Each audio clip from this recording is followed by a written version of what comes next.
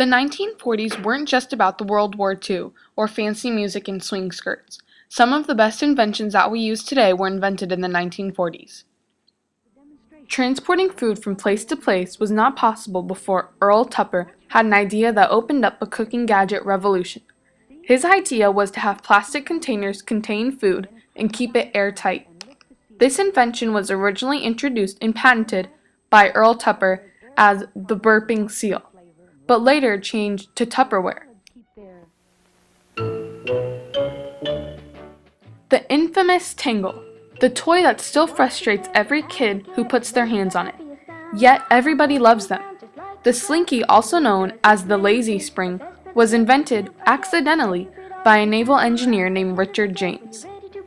Everyone knows it's Slinky, it's Slinky, it's Slinky, for fun it's the best of the toys. It's Slinky, it's Slinky, the favorite of girls and boys.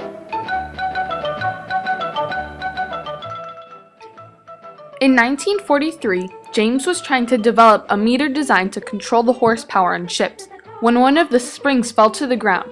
He observed that once the spring hit the floor, it kept moving. Richard told his wife Betty, "I think I can make a toy out of this," and then spent the next 2 years figuring out the best material to use for the toy. In the first 60 years, the Slinky has sold 300 million units. What started out as a metal cake pan discovered by Walter Morrison turned into one of the most known toys today. He and his future wife, Lucille, were offered 25 cents for a round cake pan that they were tossing back and forth to each other on the beach in Santa Monica. Catch a frisbee, skip a frisbee. Skip a frisbee, this is the way to hold a frisbee. This is the way to boomerang it. Every Monday. After returning home from serving in World War II, where he served as a POW, Morrison started sketching a design for an aerodynamically improved flying disc. Or a flying saucer, and it whirls around like a gyroscope. Frisbee's the way to lots of fun at the park or beach or... In 1948, Morrison started production on plastic discs that he renamed flying saucers to cash in on the ever-growing interest in reports of UFOs. Hello there. You know, I've been all around this wonderful world of ours, and in all of this world, nothing else is silly putty. What is silly putty? This non-toxic stretching material was developed in a government-sponsored lab in response to the rubber shortage during World War II. They found that silly putty bounced when dropped, could stretch further than rubber, and would not mold. These properties were not sufficient enough to replace rubber.